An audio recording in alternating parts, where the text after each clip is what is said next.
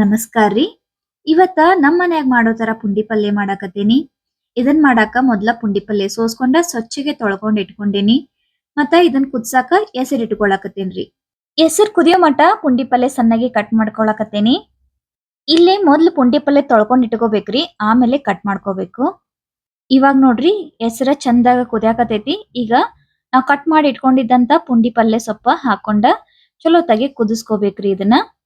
ಕೆಲವೊಬ್ರ ಇದನ್ನ ಕುಕ್ಕರ್ದಾಗ ಕುದಿಸ್ತಾರು, ಆದ್ರೆ ನಾವ ಹಿಂಗ ಕುದಿಸ್ತೇವ್ರಿ, ಕುಕ್ಕರ್ನ ಕುದಿಸಂಗಿಲ್ಲ.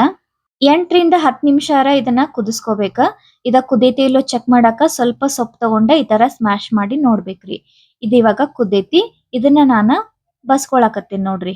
ಈ ಪುಂಡಿ ಪಲ್ಯ ಬಸದ್ ನೀರ್ ಐತಲ್ರಿ, ಇದನ್ನ ನಮ್ ಮನ್ಯಾಗ ತಾಮ್ರ ಮತ್ತ ಹಿತ್ತಾಳಿ ಸಾಮಾನೆಲ್ಲ ತೊಳ್ಯಾಕ ಯೂಸ್ ಮಾಡ್ಕೋತೇವಿ. ಮಸ್ತ್ ಕ್ಲೀನ್ ಆಗ್ತಾವು. ಈಗ ನೀರೆಲ್ಲ ಬಸ್ಕೊಂಡ್ಮೇಲೆ ಒಂದ್ ಚಮಚೆ ಇಲ್ಲಾಂದ್ರ ಹುಟ್ ತಗೊಂಡ ಚಲೋತೆಗೆ ಮಸ್ಕೋಬೇಕ್ರಿ. ಇಲ್ಲಿ ನಾನ ಜೋಳದ ನುಚ್ಚ ಯೂಸ್ ಮಾಡಾಕತ್ತೀನಿ. ಜೋಳದ ನುಚ್ಚ ಇಲ್ಲ ಅಂತಂದ್ರ ಅಕ್ಕಿ ನುಚ್ಚ ಇಲ್ಲಾಂದ್ರ ಗೋಧಿ ರವಾನು ತಗೊಂಡ ಮಾಡ್ಕೋಬಹುದು.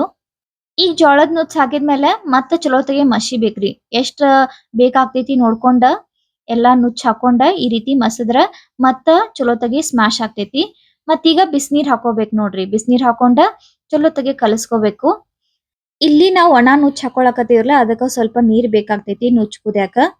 ಬಿಸಿನೀರ್ ಹಾಕಿದ್ಮೇಲೆ ಗ್ಯಾಸ್ ಆನ್ ಮಾಡ್ಕೊಂಡ ಇದನ್ನ ಕುದಿಸ್ಕೋಬೇಕ್ರಿ. ಇಲ್ಲಿ ನಾವ ಶೇಂಗಾ ಹಾಕ್ತೇವಿ. ಇದು ಹಸಿ ಶೇಂಗಾ ಐತಿ.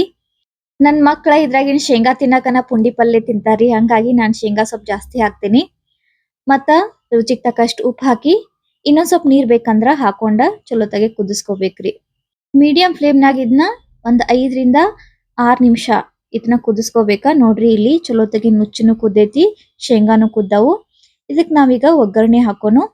ಒಗ್ಗರಣೆಗೆ ಇಲ್ಲಿ ಸ್ವಲ್ಪ ಶೇಂಗಾ ಎಣ್ಣೆ ಹಾಕೊಳಕತ್ತೀನಿ.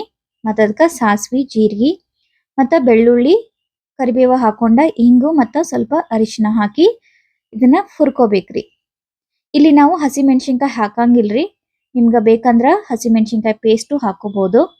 ನಮ್ ಕಡೆ ಈ ಪುಂಡಿ ಪಲ್ಯಗ ಖಾರ ಹಾಕೋದಿಲ್ಲ.